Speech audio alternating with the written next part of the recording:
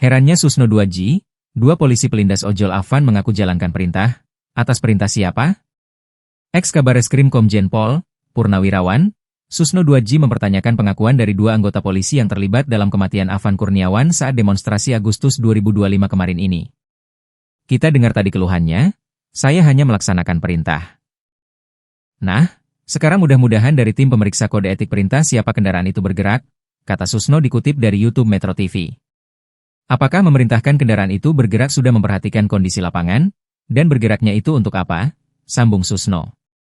Seperti diketahui, dua anggota polisi Brimob pengendara rantis yang melindas ojol Afan Kurniawan telah dijatuhi sanksi dalam sidang Komisi Kode Etik Polri, KEP.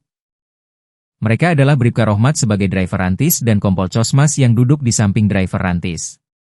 Bribka Rohmat dijatuhi sanksi demosi 7 tahun, sedangkan Kompol Cosmas dijatuhi sanksi pemberhentian tidak dengan hormat, PTDH.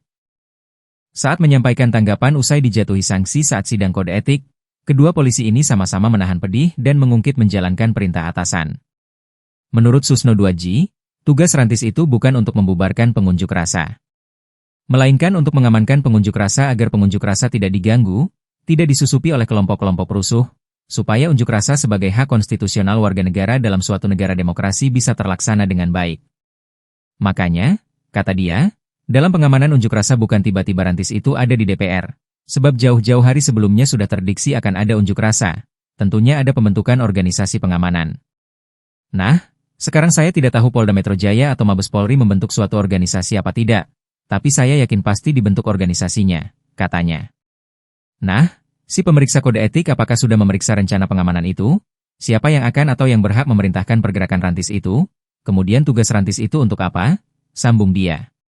Rencana pengamanan itu, kata Susno, pasti ada dan dibriefingkan kepada anggota kemudian pada saat terjadi sesuatu.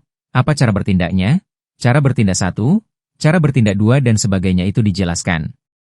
Dalam pengerakan rantis itu, kata Susno, pasti ada komandonya. Pergeserannya tuh kemana? Untuk apa? Itu pasti ada perintah dari komando di lapangan. Atau mungkin juga komando yang lebih tinggi daripada yang di lapangan.